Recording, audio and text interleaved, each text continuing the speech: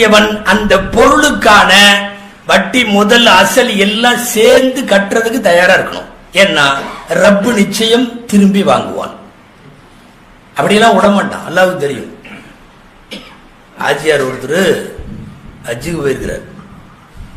கப்பல்ல ஹஜ்ஜுக்கு போயிருக்கார் ஆஜியார். ஒரு பை நிறைய தீனார் வச்சிருக்கிறார். தீனார்னா தங்க காசு. ஆமா, ஒரு பையில வச்சிருக்கிறார். கப்பல்ல உட்காந்து இடையில பிரிச்சு எண்ணி பார்த்துக்குவார். நம்மள்ட்ட இருக்குதா, எல்லாம் கரெக்டா இருக்கான்னு எண்ணி பார்த்துக்கிறது. எதை? தங்க காசுகளை.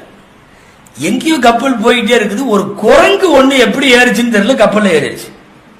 அங்க தாவுது, இங்க தாவுது, இங்க தாவுது. இவரை உருன்னு இவரையே பார்க்குது. யாரு? ஹஜ்ஜுக்கு போயிட்டு இருக்கிற ஆஜியார் தங்க காசு பையில வச்சிருக்காருல்ல, அவரையே பார்க்குது. இதையே நம்மளையே பார்க்குது. எல்லாத்தையும் பார்க்க வேண்டியதானே? கப்பல்ல நிறைய பேர் இருக்காங்க.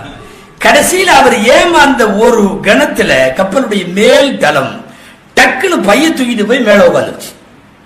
அந்த ஸ்லிப்ல உட்காந்துருக்குது. அதாவது இப்படி விழுந்தா கடல், உள்ள விழுந்தா கப்பல். அந்த மதில் மேல் போன மாதிரி அங்க போய் உட்காந்துருச்சு. எதோட? பையோட. என்னோட தங்க காசு, என்னோட பைய. ஆஜியார் கத்துன்னு கத்துறாரு. எல்லாரும் கூடிட்டாங்க. அத்தனை பேர் அந்த தளத்துக்கு வந்துட்டாங்க. குரங்குட்ட இப்படிங்கிறாங்க அப்படிங்கிறாங்க. இந்த குரங்கு சேட்டைன்னு ஒன்று இருக்கு.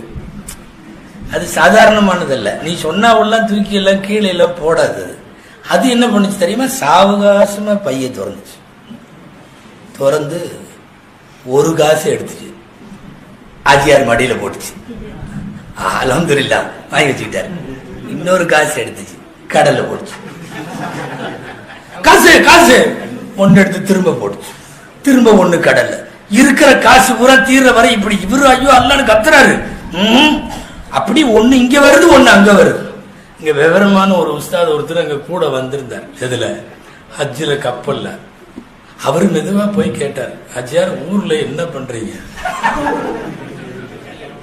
அவர் சொன்னாரு, பால் வியாபாரம். பால் வியாபாரமா? தண்ணி கலப்பீங்களோ? அவரம் தண்ணி கலக்காம என்ன வியாபாரம்? ஒண்ணும் இல்ல ஹஜ்ஜியார், எவ்வளவு பால் இருந்துச்சோ அதெல்லாம் உங்க மடியில வந்துருச்சு, எவ்வளவு தண்ணி இருந்துச்சோ அது தண்ணிக்கு போயிடுச்சு.